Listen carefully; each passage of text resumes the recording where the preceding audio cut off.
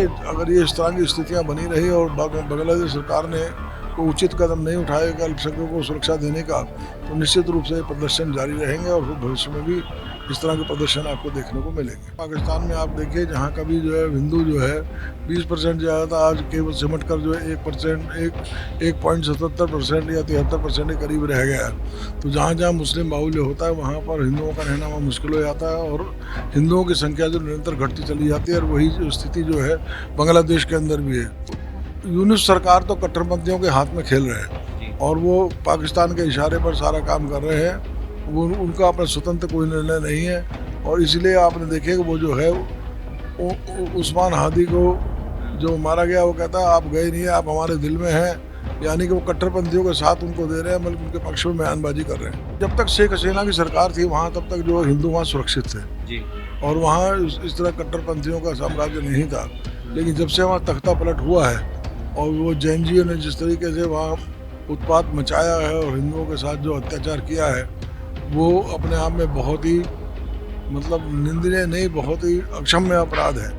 बांग्लादेश में दीपू दास की हत्या के बाद बवाल मचा हुआ है। हिंदुस्तान में लोग मांग कर रहे हैं कि बांग्लादेश में अब हिंदू सुरक्षित नहीं है। ऐसे में हमारे साथ आज बात करने के लिए कालिका पीठाधीश्वर महंत सुरेंद्र नाथ जी हमारे साथ मौजूद हैं। विस्तार से इनसे बात करेंगे कि आखिर जहां पर हिंदू माइनॉरिटी में होता है वहां पर हिंदू खतरे में क्यों होता है। सर, स्वागत है आपका यूथ मीडिया टीवी पे।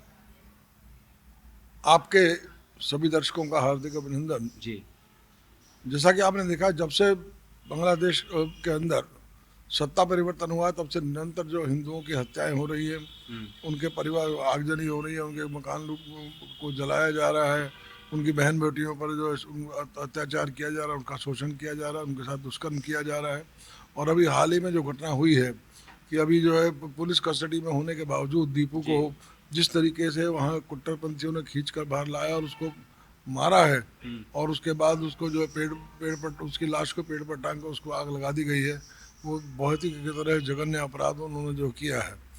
लेकिन जो है उस घटना को लेकर पूरे हिंदू समाज के अंदर जो है उबाल है, और सभी आपने देखा होगा, सभी जो जितने भी हिंदूवादी संगठन है सबने उसके लिए जोरदार प्रदर्शन किया है और सरकार से मांग की है कि वो जो बांग्लादेश पर दबाव बनाए ताकि हिंदुओं को वहाँ जो सुरक्षा दी जा सके।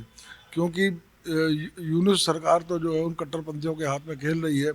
जैसा ही खबरों में आ रहा है कि इसके पीछे जो है ISIS का हाथ है और पाकिस्तान अपना एजेंडा वहाँ चला रहा है और हिंदुओं को जानबूझकर जो टारगेट किया जा रहा है। आप ISI की बात कर रहे हैं। कल मैंने मौलाना वहाजत अली जी का भी इंटरव्यू किया तो उन्होंने भी ISI की बात की कि वहाँ ISI का हाथ है। तो कहीं ना कहीं इसका कुछ सबूत है? आप लोग जो इल्ज़ाम लगा रहे हैं इसको लेकर कि ISI सब कुछ करा रही है, क्योंकि बांग्लादेश के लोग ये कह रहे हैं कि उस्मान हादी की हत्या के पीछे भारत का हाथ था, उसके बाद ये सारा बवाल हुआ। देखिए, जानबूझकर इस तरह की अफवाहें फैलाई जा रही है कि उस्मान हादी की हत्या के पीछे भारत का हाथ है, जबकि भारत का उस हत्या में दूर दूर तक लेना देना कुछ नहीं है।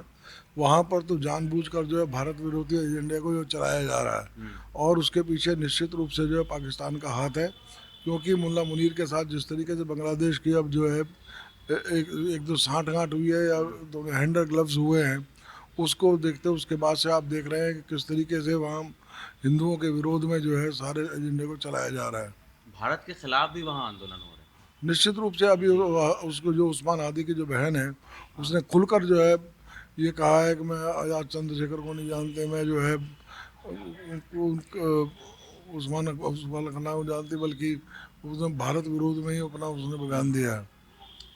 तो एक हिंदू क्या माइनॉरिटी बन जाता है तो वो खतरे में आ जाता है? वो तो देखिए निश्चित रूप से वो खतरे में आया था। पाकिस्तान में आप देखिए, जहाँ कभी जो है हिंदू जो है 20% ज़्यादा था, आज केवल सिमट कर जो है 1.77% या 73% के करीब रह गया है। तो जहाँ जहाँ मुस्लिम बाहुल्य होता है वहाँ पर हिंदुओं का रहना वहाँ मुश्किल हो जाता है और हिंदुओं की संख्या जो निरंतर घटती चली जाती है, और वही जो स्थिति जो है बांग्लादेश के अंदर भी है। जी जी, आप बोलिए। जी, बांग्लादेश को जैसे आप लोगों ने कल बांग्लादेश हाई कमीशन के पास प्रोटेस्ट किया, कुछ निष्कर्ष निकल रहा है? क्या उद्देश्य है प्रोटेस्ट का आप लोगों को? क्या बताना चाह रहे हैं उद्देश्य आप लोग? एक बांग्लादेश को क्या संदेश देना चाह रहे हैं? बांग्लादेश को एक ही संदेश देना चाह रहे हैं कि वहाँ की जो सरकार है उस पर दबाव बनाया जाए और वहाँ जो अल्पसंख्यक हिंदुओं को जो है सुरक्षा प्रदान की जाए। हाजी ये जो यूनिस सरकार है वहाँ उसको कैसे देखते हैं आप लोग बतौर शेख हसीना? यूनुस सरकार तो कट्टरपंथियों के हाथ में खेल रहे हैं जी। और वो पाकिस्तान के इशारे पर सारा काम कर रहे हैं। वो उनका अपना स्वतंत्र कोई निर्णय नहीं है और इसलिए आपने देखे कि वो जो है उस्मान हादी को जो मारा गया वो कहता है आप गए नहीं, आप हमारे दिल में हैं। यानी कि वो कट्टरपंथियों के साथ उनको दे रहे हैं, बल्कि उनके पक्ष में बयानबाजी कर रहे हैं। भारत के संबंध खराब हो रहे हैं क्या बांग्लादेश? अभी भी आपको कोई शक है क्या? निश्चित रूप से भारत भारत सरकार कुछ कोई करार रुख नहीं अपना रही है, ना तो अभी कोई बयान जारी हो तो रहा है। इसीलिए भारत सरकार पर दबाव बनाया जा रहा है। जितने भी प्रदर्शन का जो मूल कारण और जो उद्देश्य यही है कि भारत सरकार भी जो है हाँ। वो बांग्लादेश सरकार पर अपना दबाव बनाए और अल्पसंख्यकों की जो सुरक्षा जो सुनिश्चित की जाए। शेख हसीना भारत के अंदर मौजूद है, इसको कैसे देखते हैं आप लोग? देखिए, जब तक शेख हसीना की सरकार थी वहाँ तब तक जो हिंदू वहाँ सुरक्षित थे जी। और वहाँ इस तरह कट्टरपंथियों का साम्राज्य नहीं था। लेकिन जब से वहाँ तख्ता पलट हुआ है और वो जैनजियों ने जिस तरीके से वहाँ उत्पात मचाया है और हिंदुओं के साथ जो अत्याचार किया है वो अपने आप में बहुत ही मतलब निंदनीय नहीं, बहुत ही अक्षम्य अपराध है। जो एसआईआर हो रहा है, कहा जा रहा है कि बांग्लादेशियों को यहाँ से भगाया जाएगा और जो हिंदू है उनको सीएए के तहत नागरिकता दे दी जाएगी। देखिए, एसआईआर तो निश्चित रूप से जो जो जो जो वोटर लिस्ट के अंदर जो गड़बड़ियां हैं जी। उनको दुरुस्त करने के लिए की जा रही नहीं, है। वो कह रहे हैं ना कि हम और उसमें जो भी घुसपैठियों को भगाएंगे। देखिए, जो वोट देने का अधिकार हमारे भारत के नागरिकों को है, ना कि विदेशों को या घुसपैठियों को। तो इसमें जो है अगर घुसपैठिए मिलते हैं तो उनको निश्चित रूप से उनको उनको अपने देश भेजा जाना चाहिए। विपक्ष हो या ममता बनर्जी, क्योंकि अभी हाल में चुनाव है बंगाल के अंदर, एसआईआर का विरोध कर रहे हैं। इसलिए कि उनको उनका वोट सत्ते उन्होंने बांग्लादेशियों के और घुसपैठियों से उनको वोटिंग में उनको फ़ायदा होता है, इसलिए वो जो है उसका विरोध कर रहे हैं। आपको लग रहा है कि एसआईआर होना चाहिए? निश्चित होना चाहिए, ज़रूर होना चाहिए। जी।